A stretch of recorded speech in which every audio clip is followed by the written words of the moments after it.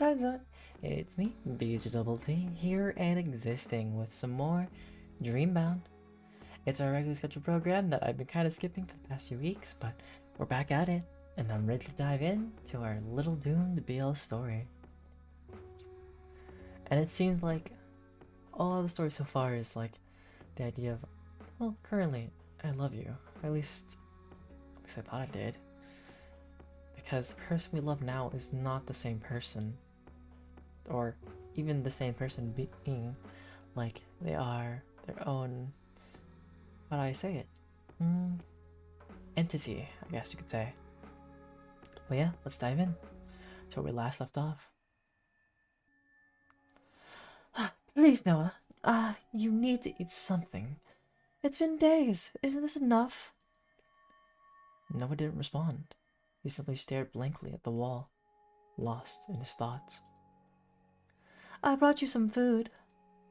Get out. Noah. I said, get out. I don't want your food. I don't want to see your face. I want to be left alone. Just hurry up and die. I want you to all die.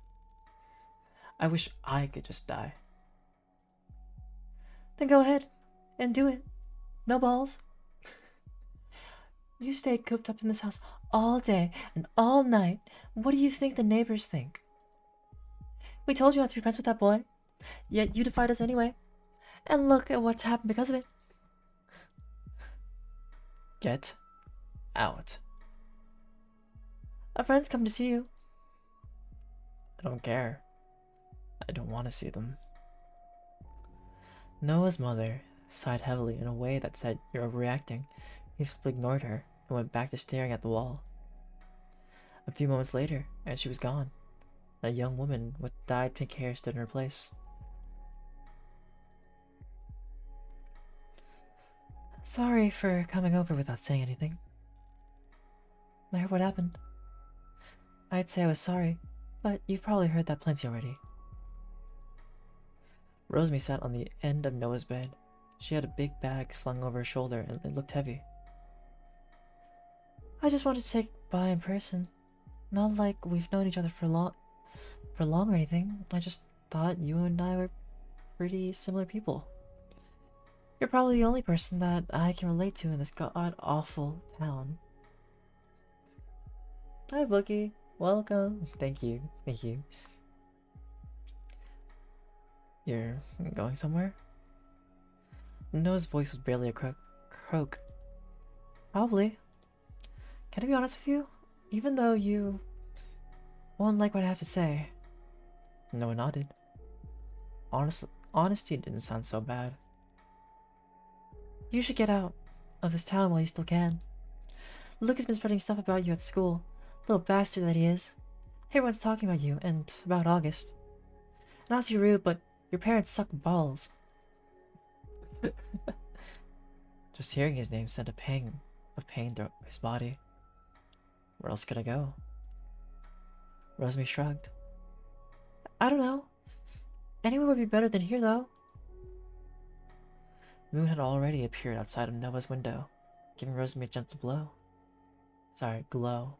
I thought blow, like her hair is just wafting, but she looked somewhat like a princess that could disperse a brand new dream for Noah. Rosemary gazed at the moonlight, then checked her watch before standing. If my parents ask, I went home from here, alright? Yeah, I'll cover for you. Thanks, Noah. For what it's worth, I enjoyed our brief friendship, even if we'll probably never see each other again. Good luck out there. Then the next moment, she was gone. People disappear so easily, don't they? One moment, they're beside you, and the next moment, they've vanished as if made of mist. A person is so fragile. I wanted to give everything to you. Now it feels like everything was just an illusion. A fleeting moment, lost in time. The room was silent, yet it still seemed to echo with the absence of August's presence. He'd been in that room, painting and laughing such a short time ago, and now he was gone. It felt almost as if, when he'd gone, he'd taken part of Noah with him. A knock at the window made Noah jump. He looked towards the sound of a feeling disbelief deep in his stomach. Jumping to his feet, he rushed forward and opened the window. August! But, of course, August was not there. Noah, sorry to intrude like this. August's father, Jasper, climbed into the room.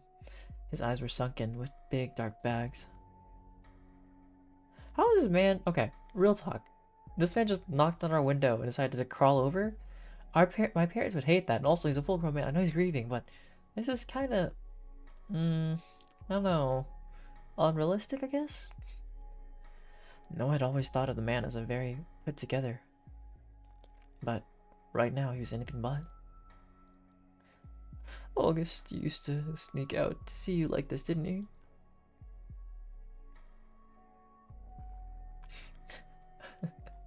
Of course, Pookie. You knew? Of course. Sorry. There's nothing to be sorry for. It's a part of being a teenager, and you made him happy, so I was happy too. I've honestly, it's been so long, so I've kind of forgotten what the father's voice sounded like for August. I wanted to come and say goodbye. Goodbye? Man, did everybody just choose the day to leave? First Scary Resume, and now it's Jasper? After the funeral, I'm moving away. This is a beautiful town, but colors have dulled since he's been gone.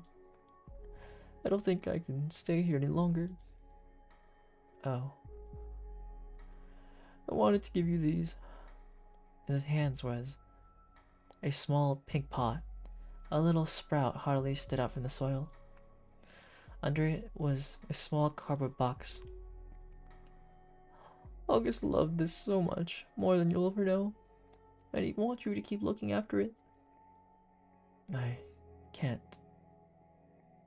take it. If I take it, then it's just accepting he's really gone. I can't. Please, Noah. Hesitantly, he reached out and took hold of the pot. It felt cold in his hands, lifeless. I didn't trust your parents to actually give it to you, so I wanted to give it to you personally. Look after it, okay? I will. Then he handed him the small box. Some photos August kept of all kinds of things. Jasper then reached into his pocket and pulled out a folded up piece of paper before placing it carefully on Noah's desk. That's my number. If you ever need anything at all, give me a call, alright? You are a fantastic person, Noah, and you will go on to do amazing things. Your worth isn't determined by the way your family thinks of you.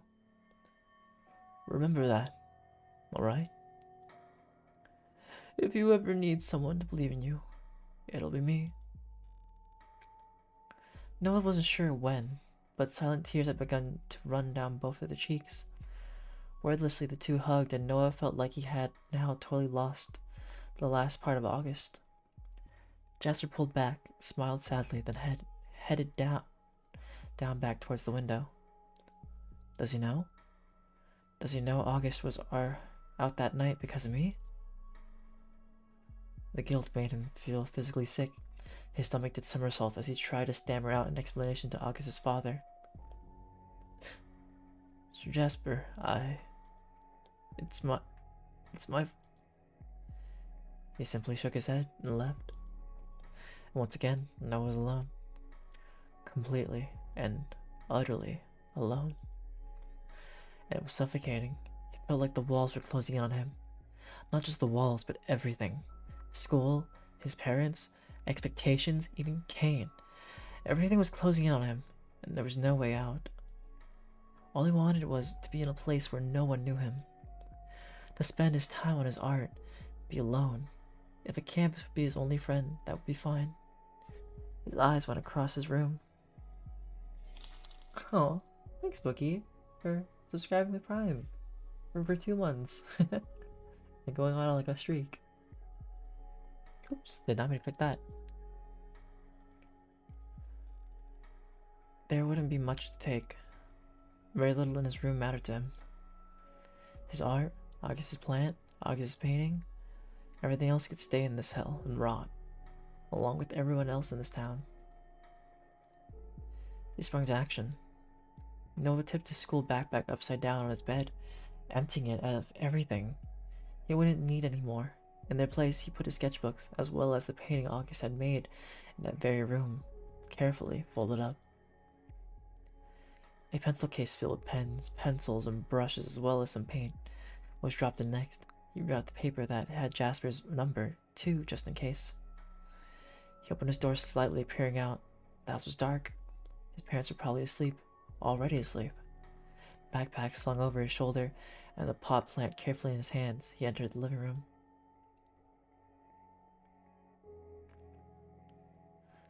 Some food, just in case.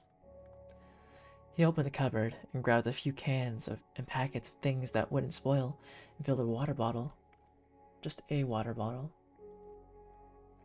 Lastly, money. He rushed to the front door. His father usually left his wallet in his coat pocket, which he hung up every night when returning from work. He dug around in the many pockets before, pulling out a nondescript black leather wallet. Yes. Credit cards, debit cards, these'll do. He grabbed a few cards as well as the $500 that he had in cash. I'll go get money out in town, then not use the cards again. They'll be able to find me. Noah put the wallet back carefully. They would notice very quickly, he was sure, but any extra time would get him further away from this hell. He took one final look around his parents' house. It really was beautiful. Beautifully vain. And beautifully empty. His last thought as he headed for the front door was that he wouldn't miss it. He ran. Despite the slipperiness of the mountain path, despite the train, he ran. For every step he took, he felt as though he could breathe just a little bit better.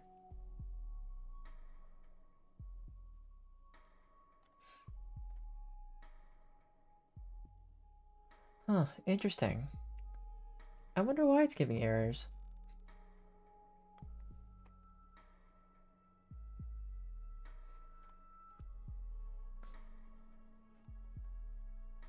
Because it shouldn't. It should work just fine. Like, what is the error that's happening currently?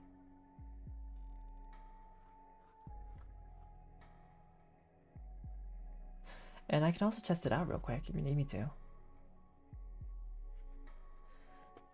But it was near pitch black, being such a remote location, there wasn't a single light to show where to step next.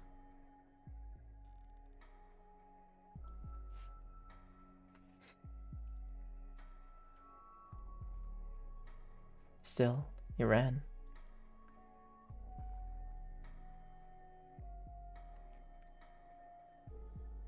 He didn't know exactly where he was going or what he'd do, just knew that he couldn't stay here any longer. Just like Rosalie and Jasper, they both knew.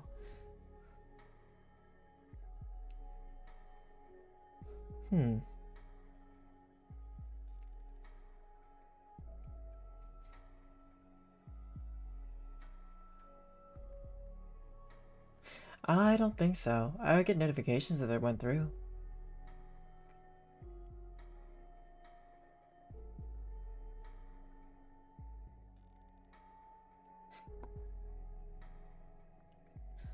Just like Rosalie and Jasper, they both knew. They couldn't stay in this town, and so did Noah.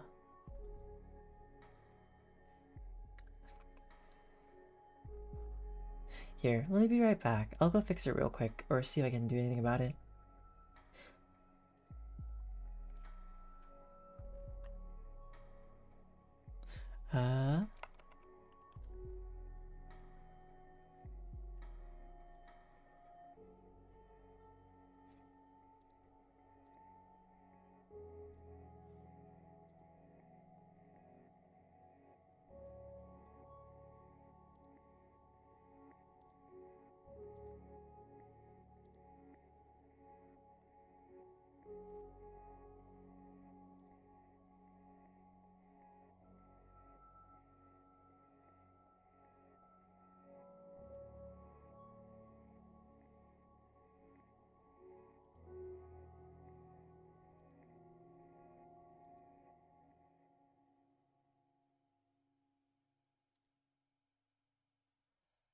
Hmm.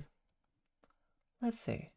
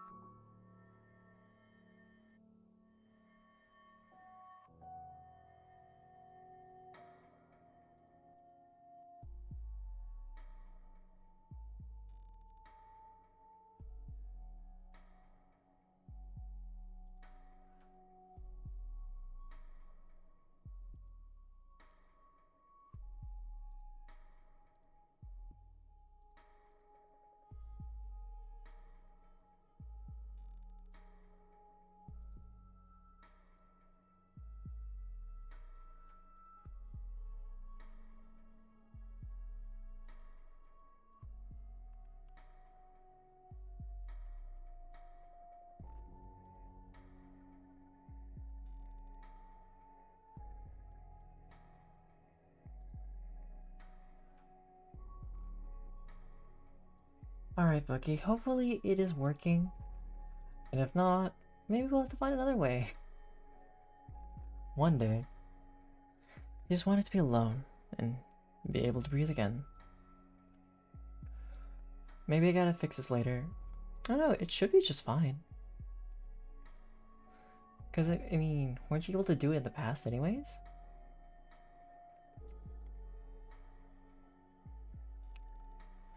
As Noah's foot caught on an exposed root, Noah wondered for a moment if this was how August felt too.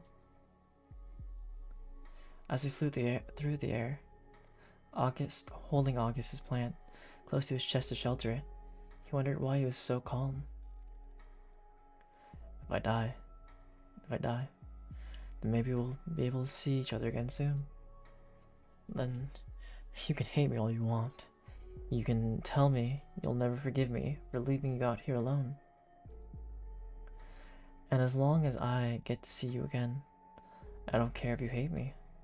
As long as I can see your smile that reminds me of sunshine once again. He braced himself for an impact that never came as a familiar voice called out to him from the darkness.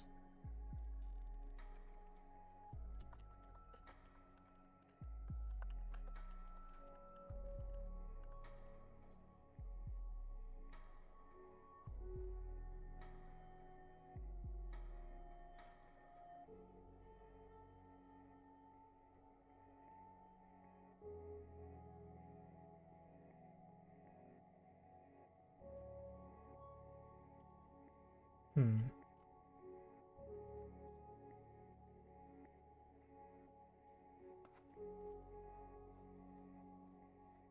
Huh, interesting.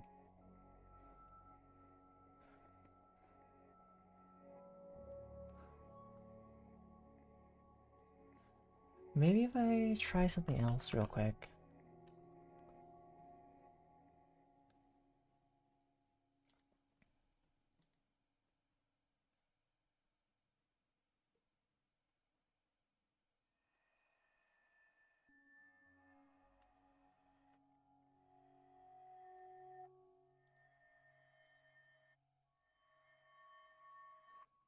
Interesting, okay. Maybe just Streamlabs being an issue. Cause I usually use Streamlabs, right? I might switch over to Stream Elements for tipping. Because I don't know, because if this is having an issue constantly, that's gonna be super annoying, isn't it?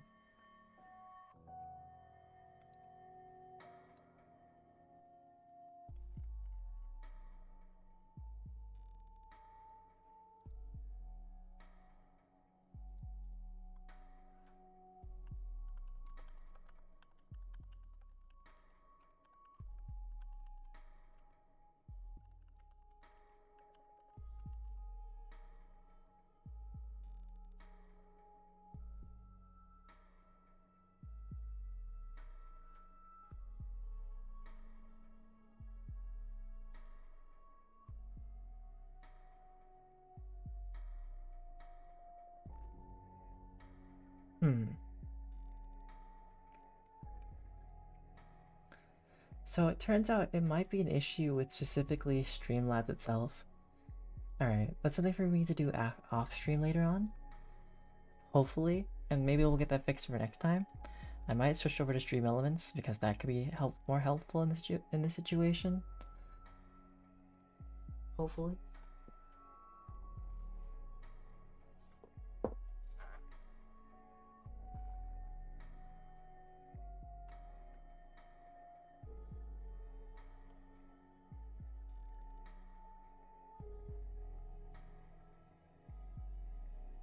And then let me respond to a message from a friend.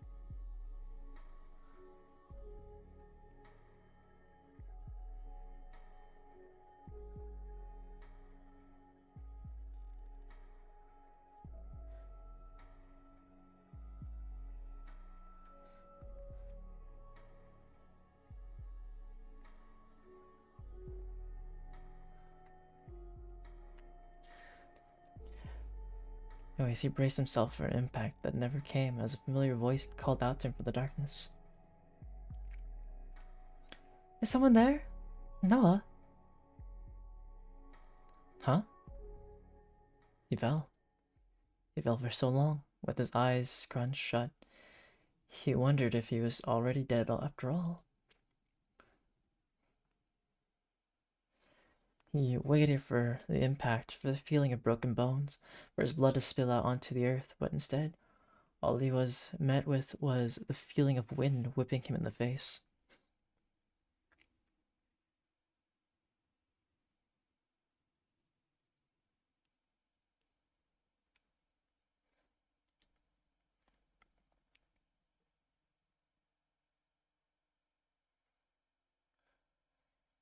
He opened his eyes. Everything was dark, save for light in the distance that was quickly becoming closer as he fell further and further. Only when he finally stopped, bracing for impact, did he hit the ground. He rolled, more worried about the fragile plant in his arms than his own body.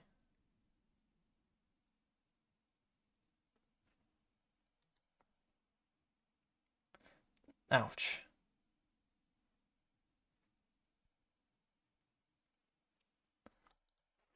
Panicked, he jumped to his feet. He let out the breath that he was holding when he saw it was undamaged. This is a dream, right? It looks so empty. Is anyone here? His voice echoed through the clean, empty space. The only thing that seemed to exist here was dead trees and a single swinging bench. He approached it with hesitation, testing it for a moment before sitting down. It was quiet. Unnaturally quiet. And for once, that quietness made him feel happy.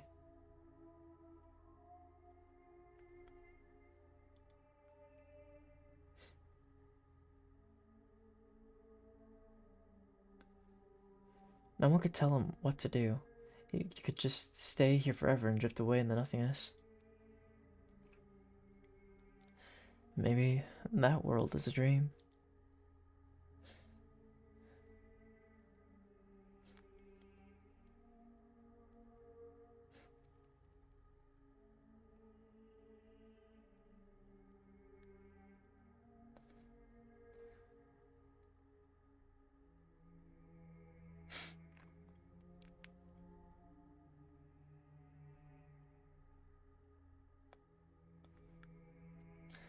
And this is the actual real world. August, are you here?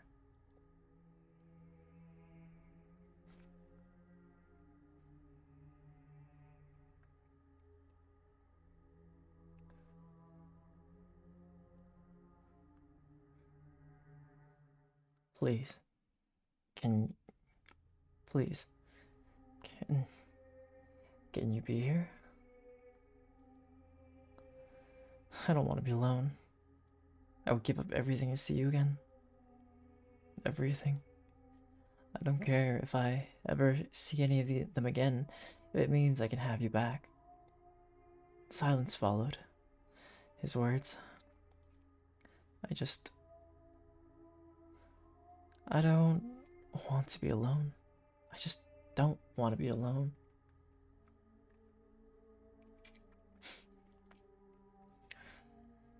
pulled his legs up under him, wrapping his arms around himself. That Noah. After all we did for him, look at the disappointment he's become. Huh? Noah looked up and around, but there was no one. It seemed like the voices were coming from everywhere, yet nowhere at all. Look at the way he runs away from his problems. What a coward. No. He's always been weak, can't even handle his own emotions.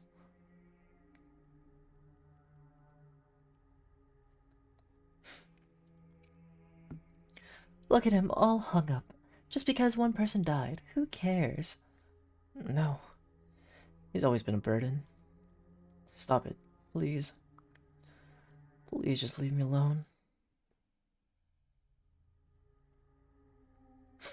He's a failure. He'll never amount to anything. Noah clenched his hands over his ears, desperate to drown out the voices that were familiar, both familiar and unfamiliar. If not for him, August would be still alive. My son. I'm sorry.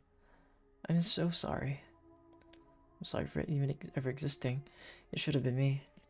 Now he runs away from everything, off to find happiness after he's left behind a trail of destruction and death.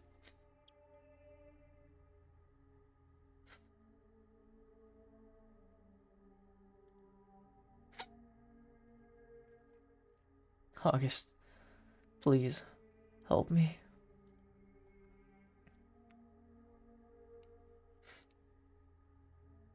Hush, hush, it's okay.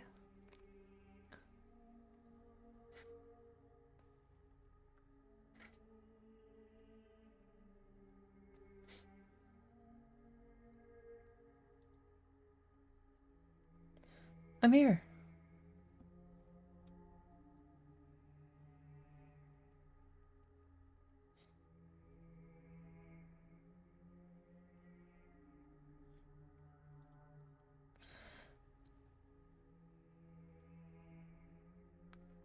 The voices all stopped at once, fading out into oblivion. The voice that replaced theirs was gentle and soothing. Theirs is spelled wrong, but it's okay. Noah couldn't even bear to look up at his savior. He was too afraid of the person it wouldn't be.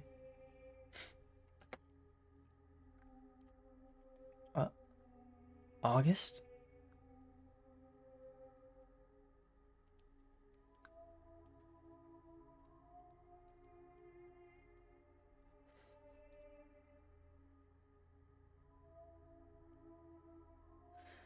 I am whoever you need me to be.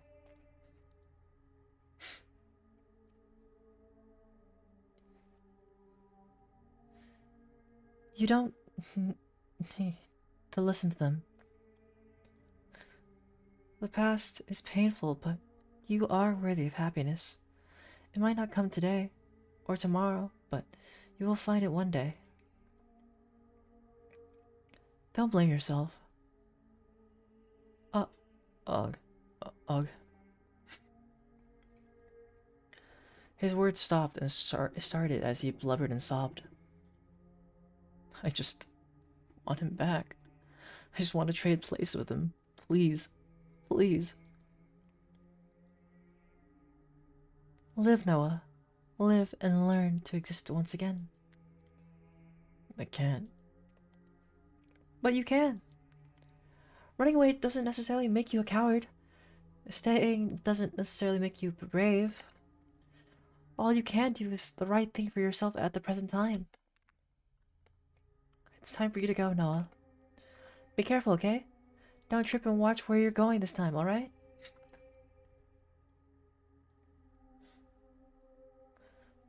Don't leave me.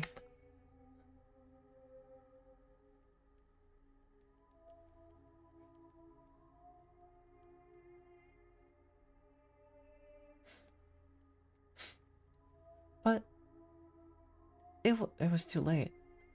When Noah finally looked up, the mysterious figure was gone. It was falling once again through the darkness.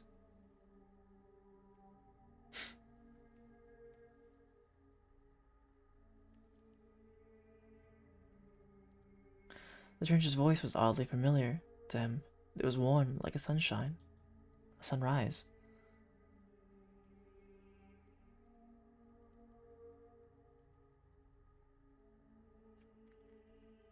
He once again clutched the pot plant to his chest.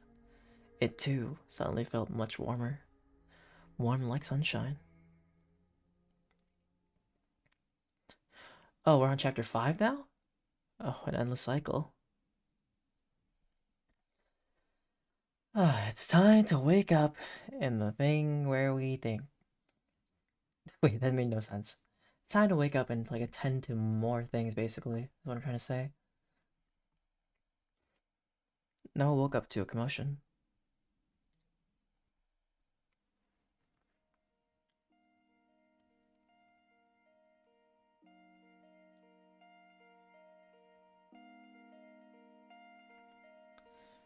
It wasn't that long ago that he was accustomed to a solitary lifestyle of silence. That was more usual. To be surrounded by noise, he wasn't sure whether it was a good thing or not. Hi, and we got Curtis. How's it going? His head pounded and his shoulder ached in a way that made him feel sick to his stomach. He sat up slightly, unable to tell if it was day or night. Something crashed to the ground beyond his bedroom door. It sounded like either someone was ransacking his house or two people were fighting. That's good? How so? Noah could guess which one it was. There wasn't anything worth stealing in his apartment. He closed his eyes as they throbbed. His whole body hurt.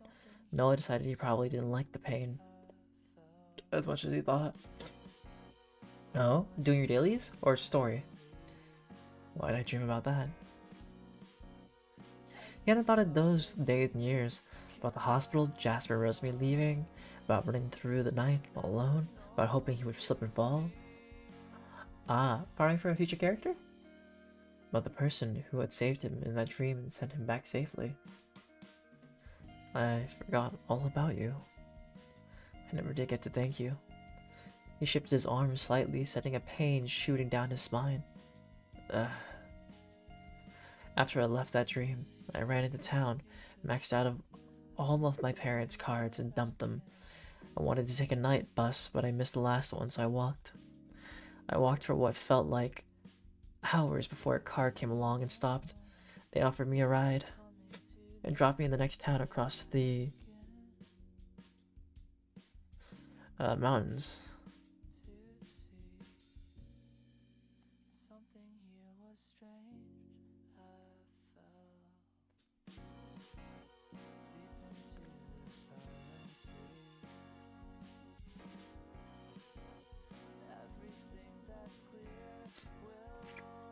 Who's Veressa?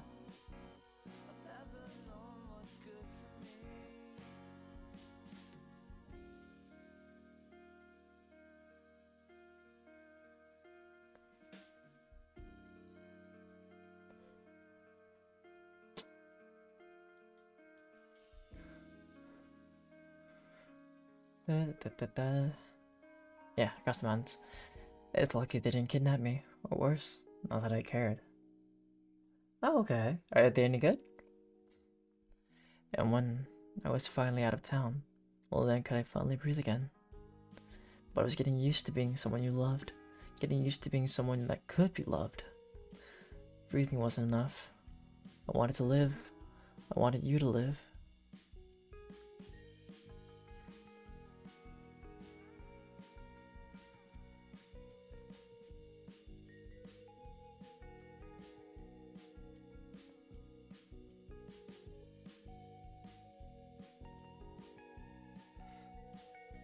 Oh, is that supposed to be a lot, by the way?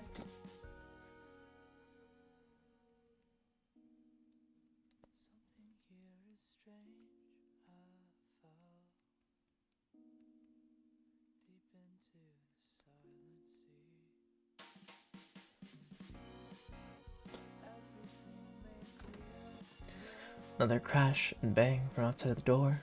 It sounded like his easel had fallen over. Even that wasn't enough to make Noah get out of his bed. I stayed in a seedy motel for a few hours, then kept going, hopping from city to city, getting as far away from reality as possible. I was terrified of my parents finding me. I remember always looking back over my shoulder, expecting to see them there, but they never were. Maybe they never even looked in the first place. The only person who looked for me was. The door crashed open, and a person rushed into the room. Noah. Kane.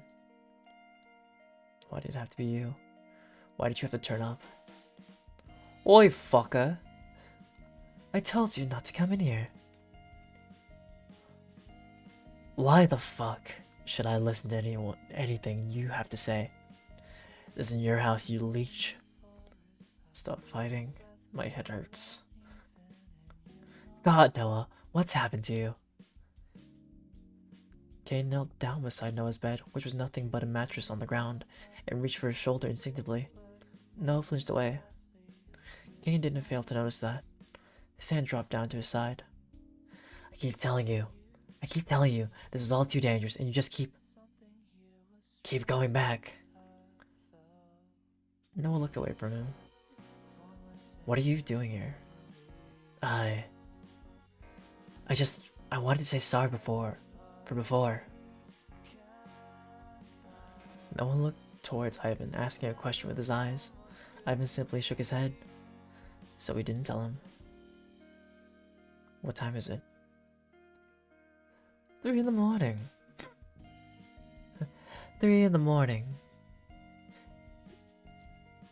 You couldn't have waited until tomorrow? Wait, you couldn't have waited until tomorrow? I just felt like you were in trouble. What happened? I got shot. Guess someone doesn't like me. Let me get the first aid. It's already done. Kane looked between Noah and Ivan, hurt evident in his expression as it sunk in.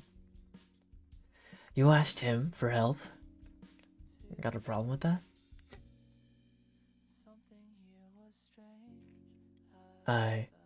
No. I guess not. I thought we were closer than that, though. His words were barely a mumble, but Noah still felt them deep in his heart. I don't want to doubt you, I don't. But I feel like you're hiding something from me. You've been busy lately. I didn't want to bother you. You've never been a bother to me, Noah. That wouldn't start now. There's always been a spot for you in my life. Kane eyed up the bloody gauze on Noah's chest. Whatever he's done isn't enough. Come on, I need to get you to the hospital. No, I don't want to go. You have a bullet in your shoulder, Noah. Don't be ridiculous.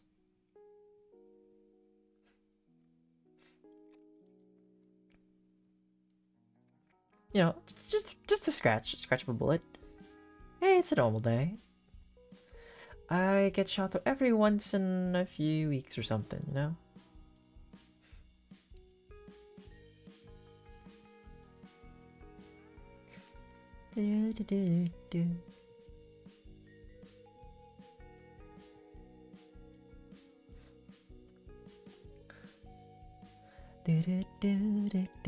I am actually enjoying this music though. Like, it's nice to just like chill out and like stop reading for a second. Oh, so she's really strong.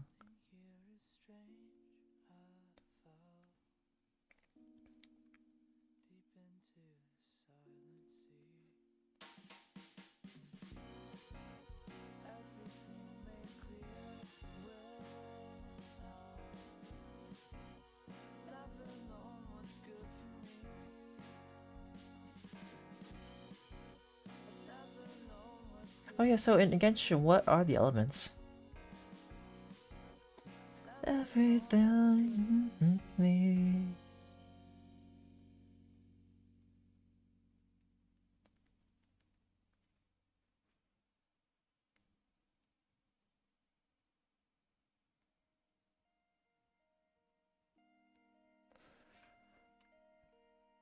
Yeah, the hospital. Please, for once in your life, just listen to me. Noah shook his head. Well, not this time.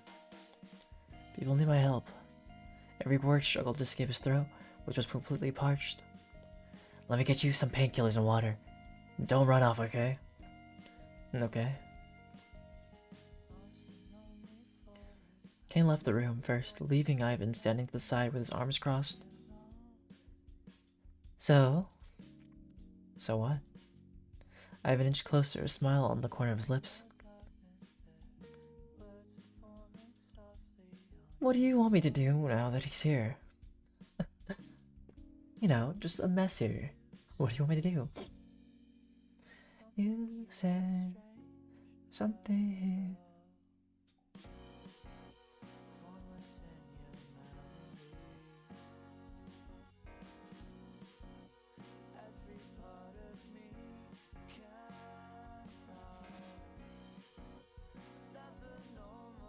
Okay. I like how water and ice are separate somehow. He's not going to leave, and he's not going to let me go anywhere. Can you distract him from me? I need to go somewhere without him worrying. You ask a lot of favors of me, don't you? You find it entertaining, don't you? Got me there. You'll love me. Are you sure you want that? Nope. But I can't think of any better plan. I just need enough time to get Rosemary out of here. Of there. And to make sure Crow's okay. When did you turn into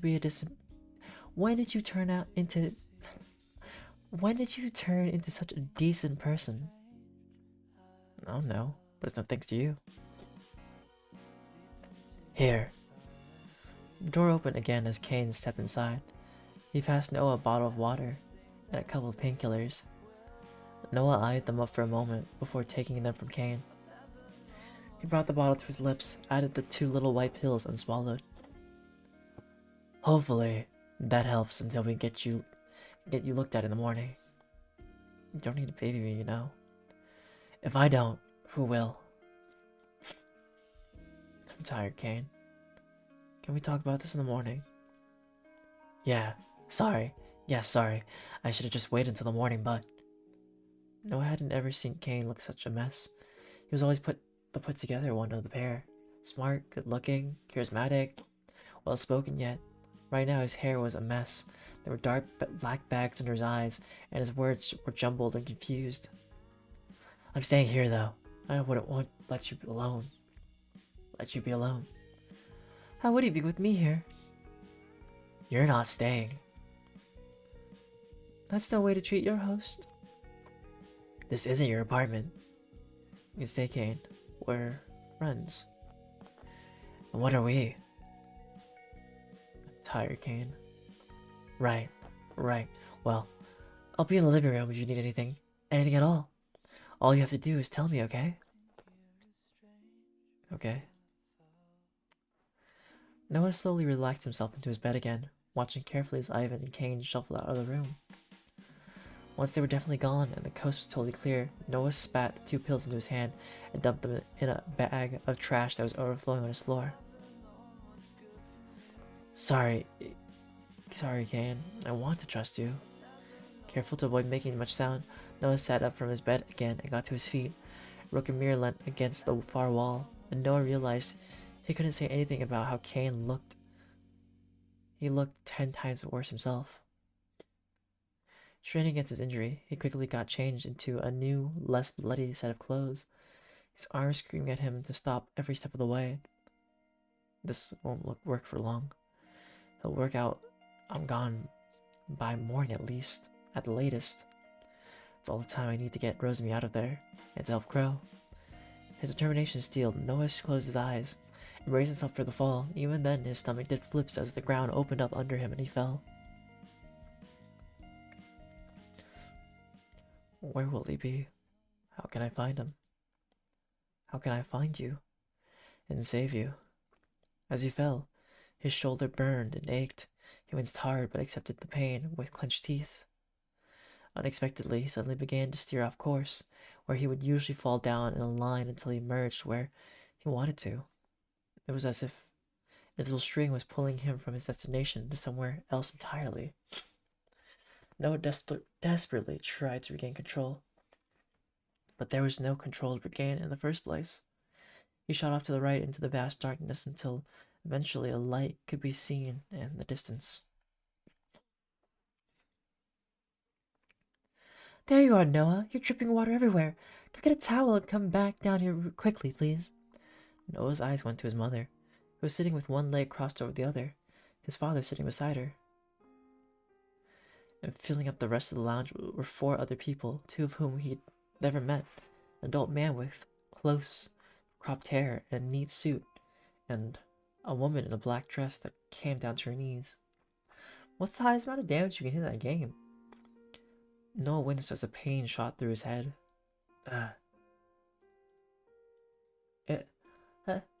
I have some ibuprofen? My head hurt.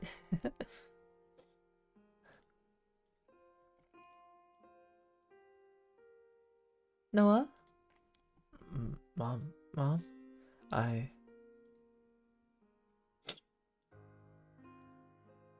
Where? Oh dear. I think the cold must have made him a little confused. Let me go speak to him for a moment. Noah's eyes went to the other 2 in the room, Luca laughing at a joke someone else said, and a girl with long pink hair. He almost felt like he recognized her, like he knew her name, but his mind came up blank. Oh, okay. His mother excused herself from the group and quickly grabbed Noah by the arm and pulled him into his bedroom. Dear, what's going on? Are you feeling alright? Wait, that's not how she yelled. Dear, what's going on? Are you feeling alright? He raised a hand to his forehead, feeling it for a temperature. You do feel a little hot. His mind was coming up blank. Or was he just now? Oh, okay. Maybe you can. I hope you do. His memory of how he even got home was completely gone. One moment he was at school, and the next he was standing in his living room, sopping wet. Did you slip and hit your head? Should I take you to the doctors? Say the word and I'll have the guests leave so you can rest? No, my head hurts a little. It's fine, don't worry about it. She let her hand fall into his cheek, and a sweet, gentle smile crossed her lips. Are you sure? You don't have to calm me down if you don't want to. It's fine, but who are they? Your father's boss and his family. Are you sure you didn't slip over or something? You wanted to be introduced to the daughter, Rosemary. Rosemary? Noah instinctively pulled out his phone and checked the time. It was 5:30 p.m. His mother passed him a towel, which he quickly used to dry off his hair and clothes. I'll send a car to pick you up if it starts raining next time, okay? I don't want you getting sick. Thanks, Mom. There's no need to thank your mother for the bare minimum, dear. His mother left the room first as he stared at himself in the mirror. He looked completely normal. It was his own reflection staring back at him, but something looked wrong, missing. Noah's fingers went to his shoulder. I must be imagining things. I thought I hurt my shoulder. He turned to leave the room, and that's when something caught his eye. The corner of a piece of paper hung out from his cupboard. When instead of investigating any further, he found his way downstairs and joined the group. Am I about to be stuck in an endless loop of the past? And if it isn't my favorite son, feeling better, Noah? Does it count if he's your only son? I think it does. A hot, shooting pain pierced through his head again. Come sit down. We were just talking about your art. My art? Noah sat between his parents. His mother wrapped... Oh gosh, I got hiccups. His mother wrapped an arm around his shoulder. His father ruffled his hair lovingly. Okay, these aren't my parents. We hear you're quite the artist, Noah. I'm impressed. I didn't expect someone your age to be so devoted to the arts. Our Luca has been into art lately too. Have you two met Luca? Noah's eyes went to Luca. It was like his face was hazy almost, like there was something Noah was supposed to see there, but he couldn't. He shook his head trying to clear the haze away. We actually met in school already.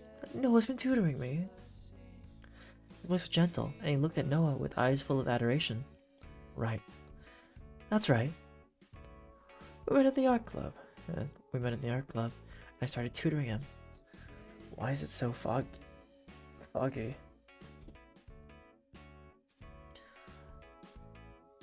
Oh, Noah is such an inspiration, isn't he? He's gonna be a famous artist one day. I'm sure of it. Mom.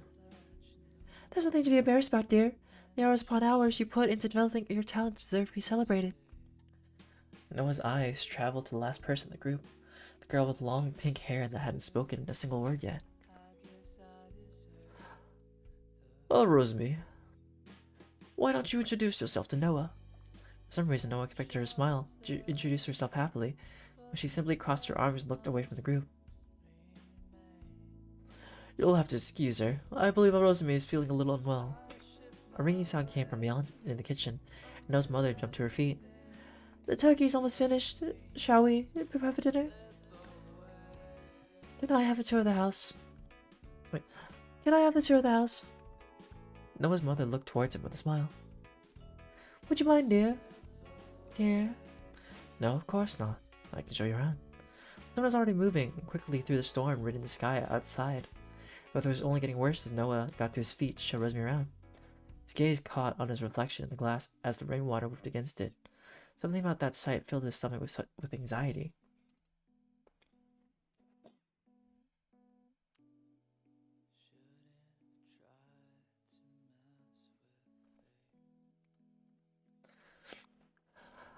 I'll come help you in the kitchen. Rosemary didn't speak a word as Noah slowly showed her around the house. Finally, they were left with only his bedroom. Ah, deja vu all over again. Back to the bedroom. Did you want to see my bedroom? Yes, duh. She's very direct.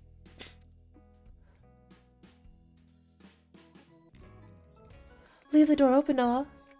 Mom? I'm kidding, I'm kidding. This is my room, I guess. I don't really know why you want to see it, though. Because you don't, right? Noah grasped at his head again as it pounded. Ugh. So what you want, Noah? What? To live in a make-believe, fake life in a fake world. Just delete everything that made you sad from existence. What are you talking about? I'm asking you if this is what you want. This life, this family. What? This is my life, my family. How could I want anything else? She looked at him with disappointment. What are the people you're forgetting? You're forgetting something. I don't know. I don't know what you're talking about. Live a lie all you want. I won't stop you. The door slammed behind her as she left the room. Confused, Noah's eyes caught on the corner of paper hanging out from his closet once again. This time, instead of ignoring it, he pulled it free. On it was a painting filled with black and red. Are they meant to be flowers? When did this get here? I didn't paint these, did I? A chef in the living room pulled Noah's attention away from the painting. Noah, come get you some food.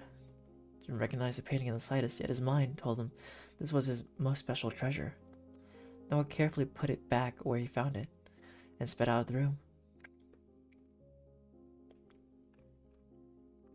Night had already fallen, and the storm wasn't letting up. The winds howled like a pack of banshees, and Noah felt chilled to his bones despite the fact he was inside dry and warm. Boy, glad we are not out in this weather. You'd have to be crazy. It'd be too easy to get stuck in the storm and slip around here. The mountain paths are beautiful, but deadly enough when it's not raining. Mountain path, the rain. Noah's mother had set up the tables beautifully.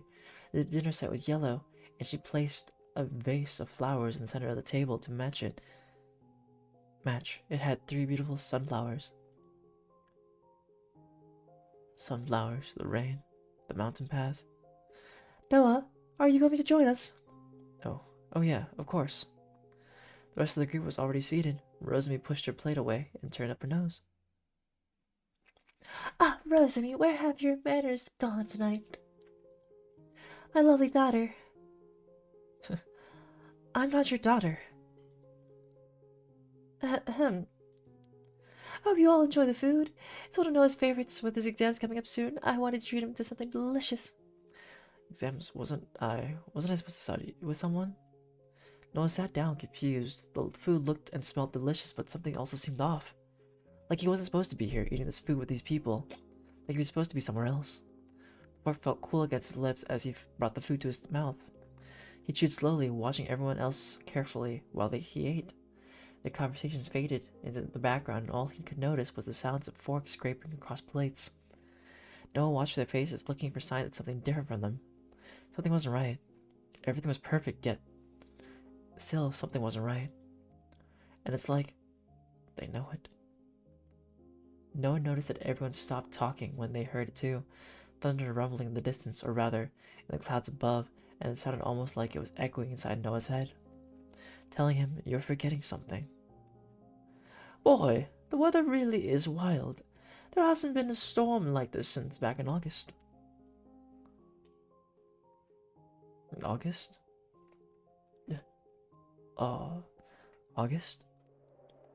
The kitchen window shook and shuddered until the lock keeping it closed flew open. Noah's father jumped to his feet in a panic, desperately trying to close it as a single black bird landed on the windowsill. "What are you doing out in the storm, little crow? Go on, shoo." He pulled the window closed. Crow? Crow? Crow? Noah stood from the table in a rush, looking at his family as if they were total strangers.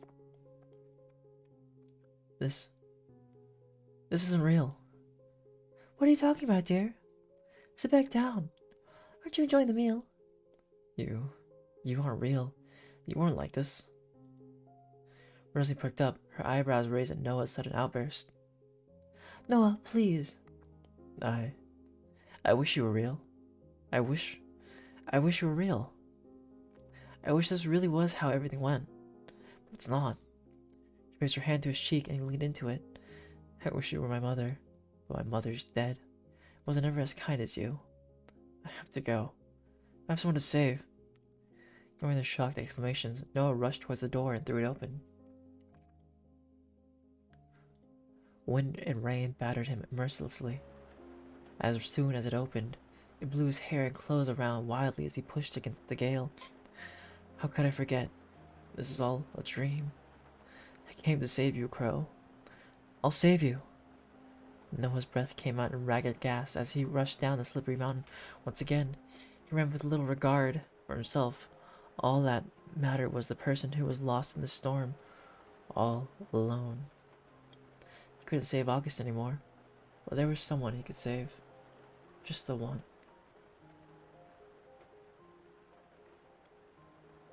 "Noah." "Rosemary, is it really you?" "Stop. Wait up for a second. God, yes, it's me.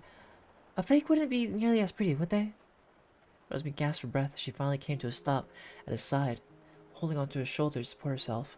The thunder and rain made it hard to hear her. It was deafeningly loud. Deafeningly loud. "Do you finally remember?" Yes, this is just a dream." She looked down to the ground where water was traveling down the path at an alarming speed.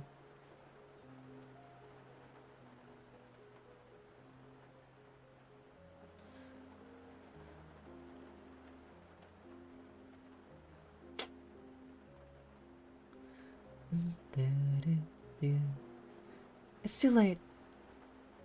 No, it's not too late. Not yet."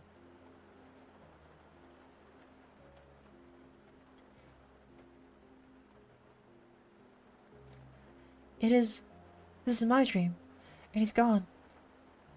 "Wait, it's hers?" "No."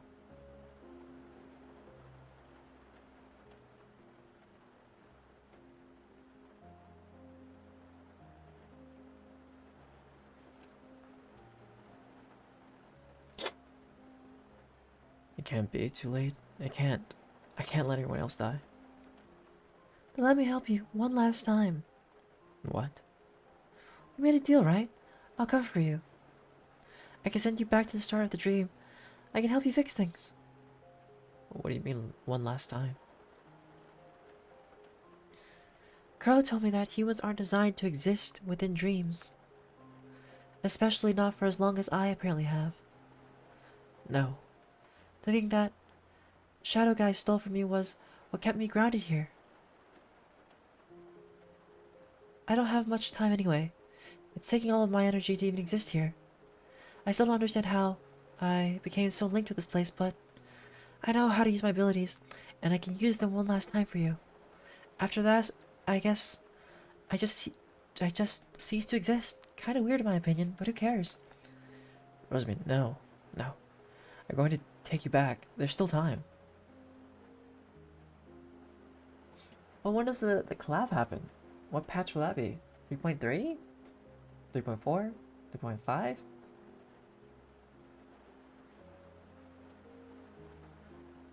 I don't have anything to go back to. What kept turning without me in there? Oh, wow, that's so soon.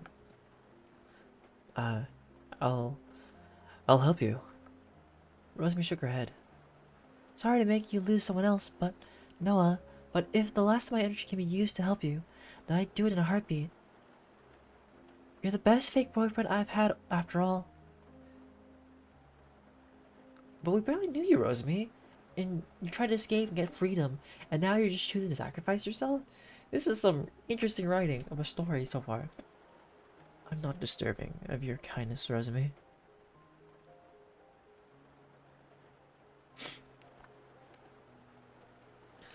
Too bad. You get it. Either way.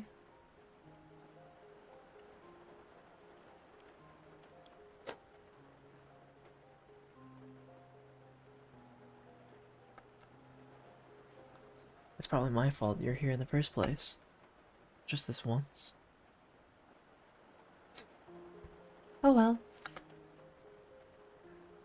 Well, I mean, you don't really need to pull for the other character, because, I mean, Saber's just gonna be there. Well, sorry, for Archer, because, you know, Archer's gonna be a free unit, and he's gonna be a 4-star, so that... Is he gonna be, like, a limited 4-star? Or is he gonna be in the pool? Because it's a collab, right? So I wouldn't imagine him being in a permanent pool.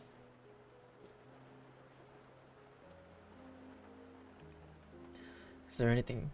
Is there... I thought he said I thought he was gonna be a 4-star though. He's actually a 5-star?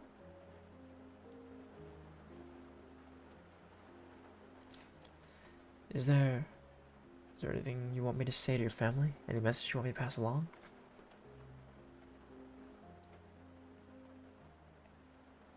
Oh. Then how come they talked about him being a 4-star? Oh, but then that means also if I do get him, he'll be my very first like quantum 5-star. Well, not even if, once I do get him. Is there anything you want me to say to your family? Any message you want me to pass along? My family probably didn't even care when I went missing. But there's someone you could try to find for me. I'll do anything. There's a girl I knew a long time ago. Guess her name was Daisy. Gotcha. Tell her that I'm okay, would you? Daisy? Could it be the same Daisy? I will. Thanks, Noah. You weren't tempted to stay here at all? To really relive the life you missed? I'm not interested in running away from reality and playing make-believe, no. Neither are you, right? Noah nodded. Good. Then we're on the same page. Rosie raised her hands. I guess this is why they keep calling me the Princess of Dreams, huh? Seems I have some power here. A dazzling bright light escaped the edges of her fingers and surrounded Noah. Good luck, Noah. Good luck and goodbye. Rosemary, I owe you one. Yeah, you do. Don't forget it. Ah, flashbang. Everything went black, and Noah's words faded into oblivion. The ground swallowed him. The ground around him swallowed him up, burying him deep in the darkness. Walls pressed in all around him, and he felt as though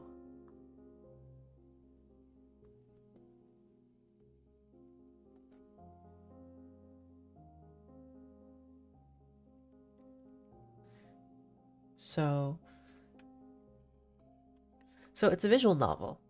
So okay. So there are games like that are called visual novels, and it's story based. So it's like it's text you read. Sometimes you make choices. This one specifically is more a BL visual novel, so BL stands for boy love, and basically there are choices you make, some of them, and there's also the fact that there's like escape room puzzle elements to it, but I haven't seen one in a long time, so this one's more primarily just story based. And he felt as though this could be the end, but just as he thought he might suffocate, then and there, light enveloped him, and he was back once again.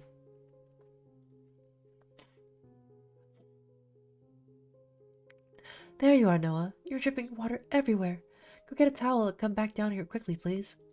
Noah's eyes went to his mother, who was sitting with one leg crossed over the other. His father was sitting beside her. And filling up the rest of the lounge were 3 other people. 3. Oh no. 2 of whom he had never met. An adult man with close cropped hair and a neat suit, and one in a black dress that came down to her knees. Mom, Dad, Dad's boss, his wife, and Luca. Where's Rosemi? Who do you mean, dear? Noah looked at the gap where Rosemi should have been, and then to her parents, who looked back at him in confusion. She's really gone. I've gotta go. Well, you just got here. Noah, I think the cold is getting to you. Go try off, okay? No, I have to go. I'm sorry, I wish I could stay, but I have someone to save. Noah turned in place and threw open the door. A wind whipped his hair, and his clothes around wildly just before. For some reason, night had already settled over the mountain as Noah made his way outside.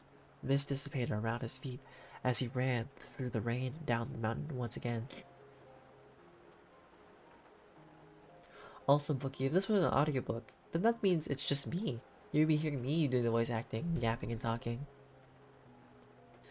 This was the 3rd time he'd done this now. Run down this mountain without a single care for his own well-being. But this time he wouldn't fail. He wouldn't let anyone else disappear. This time he would save someone. His footing was slipping on the wet rock beneath him as he ran. The path that was before a worn trail was now almost a river as rainwater rushed down it in an endless stream.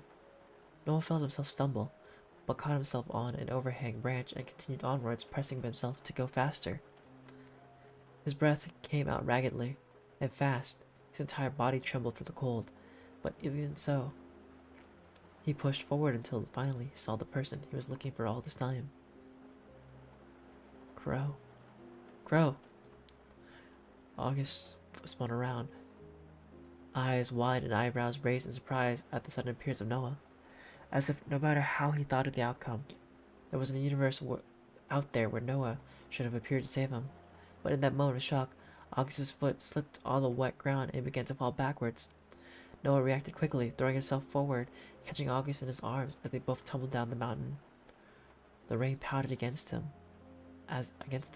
mercilessly, obscuring their vision and making it difficult to see where they were going. Noah held onto August tightly, shielding him with his body as they fell. They rolled down the mountain together, crashing through branches and rocks until finally they landed in a heap at the bottom. The rain and storm dissipated in a moment, and the sky became as clear as if it never existed in the first place. For a few moments they lay there, dazed and gasping for breath, before Noah slowly pulled himself up and looked down into his arms. There lay Crow, his eyes shut tight, but his chest rising and falling. He was alive. He was alive, breathing, and right there. At the exact same moment, a pain shot through Noah from his shoulder to the rest of his body. He looked down and saw familiar clothes, and under them, the bullet wound he'd acquired just yesterday. And back again. And me. Crow, are you okay? His voice was croaky. Crow's eyelids fluttered, open just in time for Noah to see tears escape from them. What are you doing here, Noah? Isn't that a little bit of a stupid question? You brought me here, didn't you? Crow looked small in Noah's arms. Small and possibly fragile. I'm here for you. You shouldn't be. I set that all up for you, so you could actually be happy. I won't ever leave someone alone again, like I did with August.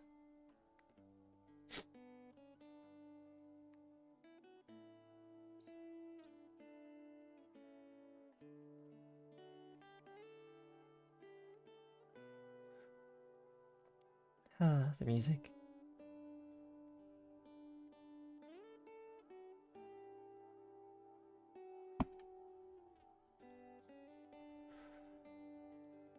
I won't. I won't leave you. Noah, I'm dying, I suppose. Dying doesn't sound like the right word for someone that wasn't living in the first place. Crow raised his hand in front of Noah's face. It fluctuated between solid and transparent, just like back when the bullet went through him, hit Noah. Go back. I can still fix the dream for you. You can still live the life you've always deserved, both you and Rosalie. Rosemary's gone. She sacrificed herself to fix things, so I could come save you. Those words seemed to cut Crow deeply. It's my fault. It's not your fault. She made the decision. I have to respect that. I have to appreciate it. Else it'll all be worth nothing. Crow, I don't want to run away from reality. Not anymore. All you can do is the right thing for yourself at the present time, right? My present time isn't here in a place with everything that ever went wrong fixed. That's what you told me a long time ago, wasn't it? Running away doesn't necessarily make you a coward, and staying doesn't necessarily make you brave. You remember that? You remember that? Why did you help me back then? Because I was created to help you, Noah. I exist because of you. And now, I fade away back into nothingness because you have finally healed. You don't need me anymore. That's not true. Crow sat up quickly, backing away from Noah, almost as if he wanted to curl up into a ball and simply disappear. Noah reached for him, but his hand once again passed straight through the man. It's no use. I can never be real. I can never be more than a copy. You're not a copy, Crow. You are yourself. You're a crow. I'm nothing. Perhaps I was nothing before, but now I'm becoming less than nothing. Don't let that person's word get to you. Well, let that person's words get to you. It was all a lie. You are real, and you've never held me back. If anything, you're the one that saved me. Crow's voice cracked as he voiced his response. He wasn't wrong. I'm not real, Noah. I exist because of you. I'm not trying to be dramatic. You created me. What? What are you talking about? I've never done anything like that. Maybe it was subconsciously, but don't you remember the time we met all those years ago? You came into the stream and you begged, August. You begged for him to exist. And you created me in his image, a version that survived. You... I never intended to interact with you. I just wanted to help you, quietly help you. But here I am. This is all my fault. He looked towards Noah, sore shoulder. You were hurt because of me. Anything's proof that my existence was a mistake. There it is. You must think me so pitiful, newly with the emotions of a human, yet lacking everything that would make me one. I prayed every day to a God that I don't even understand that I could be August for you. I could be the person you needed. Reach out to him, shy away from him. Noah reached out towards Crow this time. He didn't let the fact that he once again couldn't touch him to stop him. You suffered all this time, and it's my fault.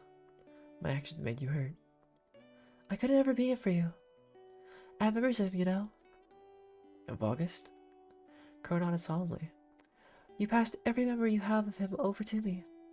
His smile, like sunshine, his voice, his laughter, his happiness, and his pain. You showed me all of it. And he will always be the perfection I can never reach. Even if I tried, I couldn't replicate him. I really am a poor copy, aren't I? A poor copy that will only hold you in the past. Noah didn't know what to say. What could he say to make everything better? Was there anything? You don't need to become him. You've never needed to.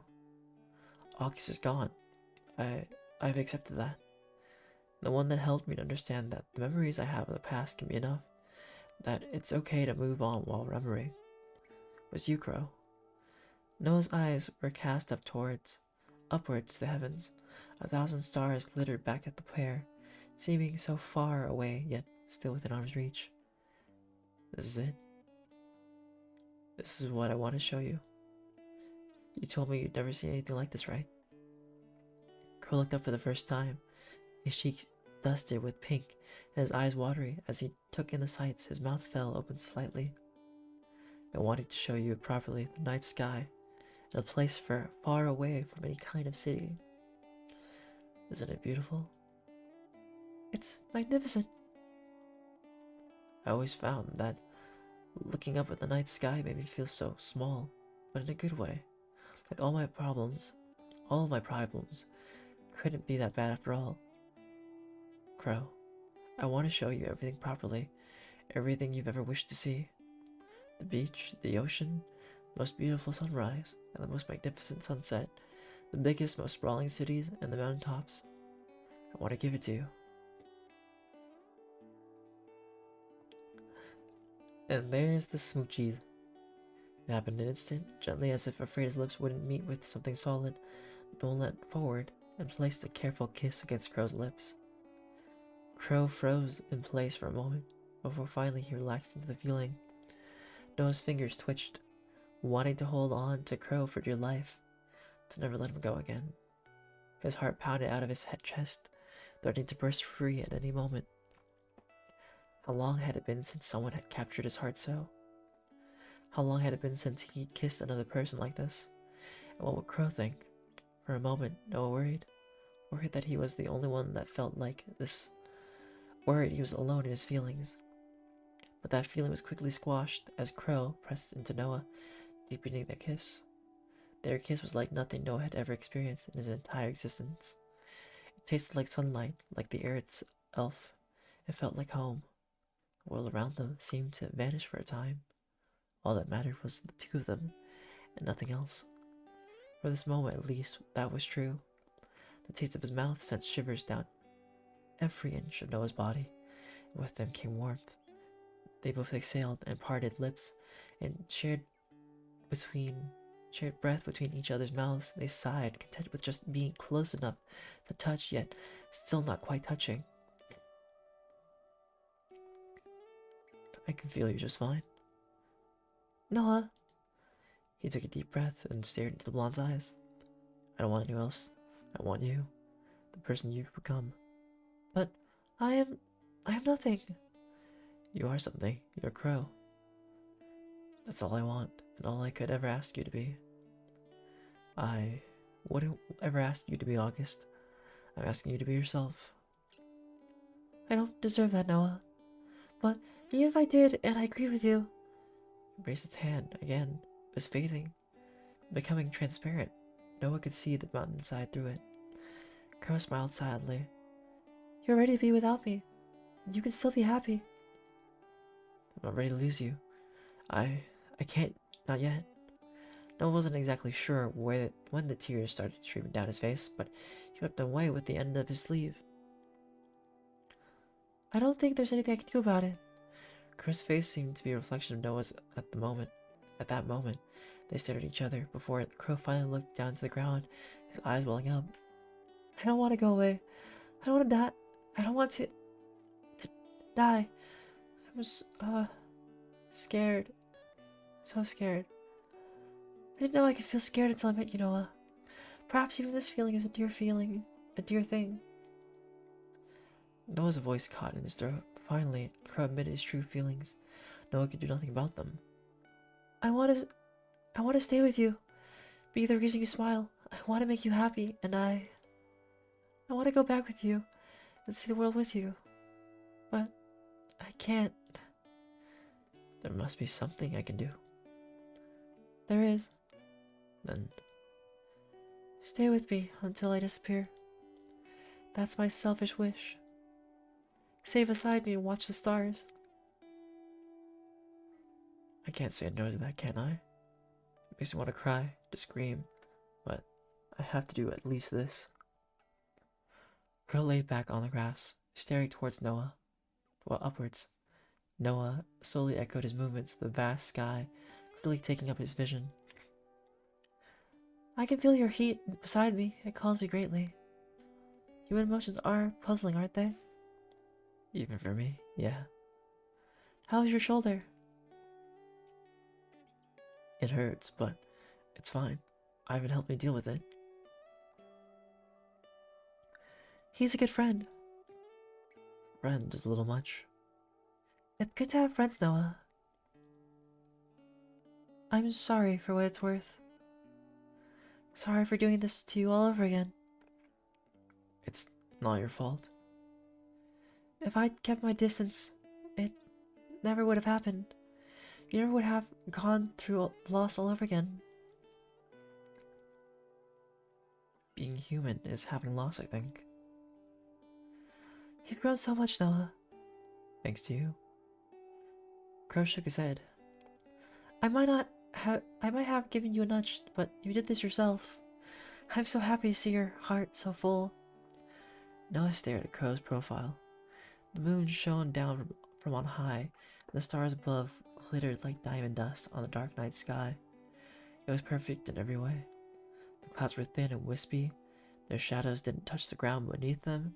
The moonlight reflecting off of them only made everything more radiant. The smell of flowers tickled their nostrils as they bloomed near each other. On any other night, with this person beside him, it would have been like heaven. Can I draw you? Draw me? Yeah. In case we really never do see each other again. Crow smiled lopsidedly. I'm not sure I'll make the best model right now. He carefully wiped the tears out of the corners of his eyes, which were red and slightly swollen. You're perfect. Then I'd be honored if you think I'm worthy. Noah took out his sketchbook quickly, and pencil was soon enough against paper to get this Crow watching as he drew. The silence around them made everything seem even more beautiful. It seemed that time stopped when they weren't speaking. A gentle peace filled every inch of their bodies, holding back all things painful or bad for just one moment longer. Every line was sharp and precise, but still warm. Every curve soft yet strong. Noah's drawing captured the details of Crow's features perfectly. The line on his brow, cheekbones, nose, chin, and in his eyes, a reflection of the vast and infinite sky above. Crow watched silently as Noah completed his work of art before leaning over him to examine it. His fingers traced over every single detail. He looked up at the stars above once again and sighed deeply. You're an amazing artist, Noah. The person on that paper, does it look like Crow or August to you? You're Crow. Noah stared at his drawing and thought for a moment. I see you, Crow. And all of your thoughts and emotions and struggles, and your dreams, your fears, your hopes. And it makes me happy, beyond happy, that I got the chance to know you, to truly know you. Noah. Putting his drawing carefully aside, Noah took his place beside Crow again. The grass was soft beneath them, softer than it ought to be. Noah thought, but he gave no mind. He pulled close to Crow, so close that he could feel Crow's heart beating steadily in his chest. The stars above were beginning to disappear, dark sky making way to orange and pink and red. The Crow colors were vivid in their intensity. They painted every part of the world in bold strokes of color and life. They were almost blindingly beautiful. Noah didn't dare speak for fear of Crow being gone. He simply stared up at the beautiful palette that was in the sky. For long, dawn was well and truly breaking. Crow's voice broke the silence. Would you look at that? Dawn is starting to break. It's just as beautiful. It's just as beautiful as always, as I always imagined. Noah's head turned towards Crow.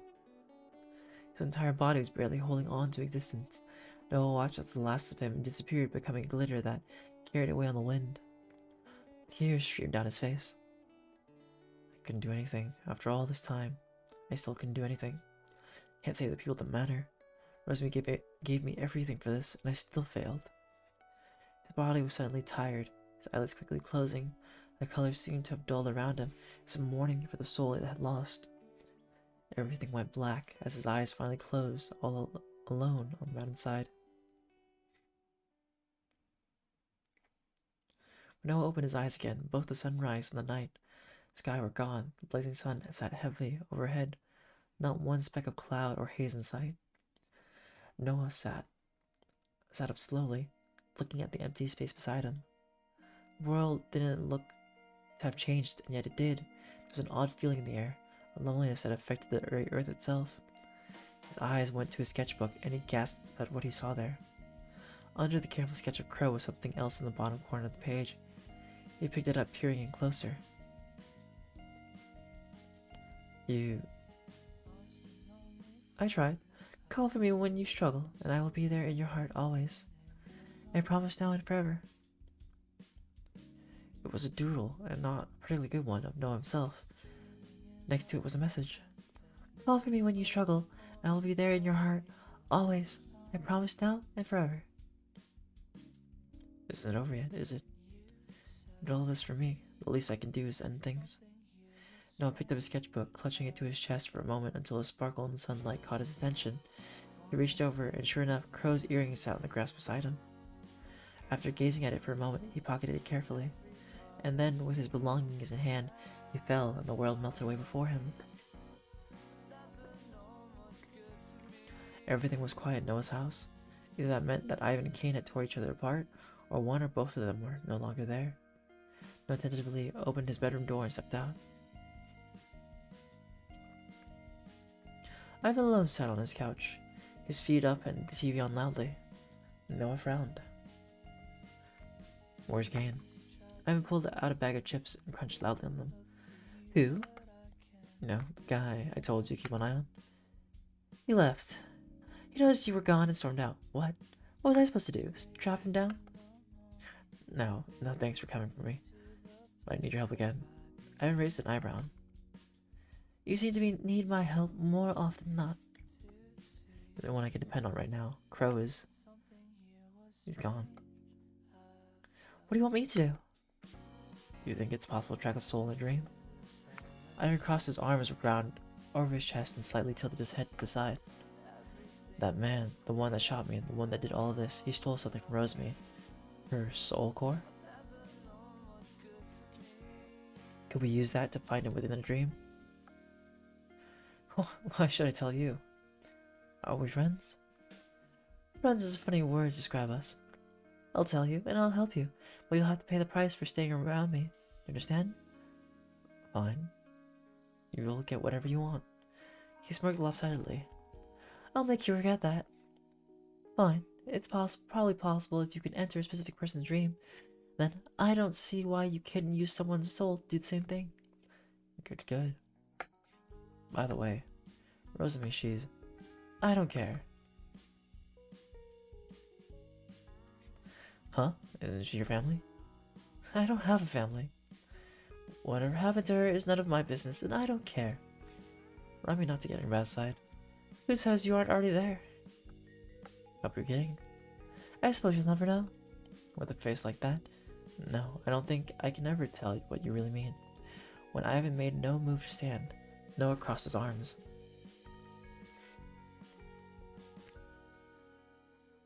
Are we going or not? I'm still eating. He nodded down to his bag of chips. Noah groaned but turned away while he munched away on his couch. It was a crotch. Wrong thing. He pulled Crow's earring out of his pocket. Is it possible to bring things back from a dream? Like what? Just anything. Things that originate in dreams. Ivan crunched in consideration for a few more moments. No. Noah stared down at the earring. It didn't look particularly impressive, yet its implications gave him pause. I see. Ivan eyed him for a moment before turning back to the screen. You look like death. You sure you're up for this right now? Don't tell me you actually care. I don't really. I just don't want it to be I just won't be dragging your body back if you get yourself killed. Wouldn't expect you to. This is my responsibility. I'll take whatever consequences from my actions come from my actions. You've changed a lot. You think? Yeah. I guess we're not so similar after all. There seemed to be some disappointment hidden in Ivan's eyes as he stood, and he cut Noah off from replying just as he opened his mouth. Come on, let's go. Noah took one step towards Ivan before the floor dropped out from underneath them. under them. Pennies flew off into the darkness, almost like shooting stars before they completely disappeared.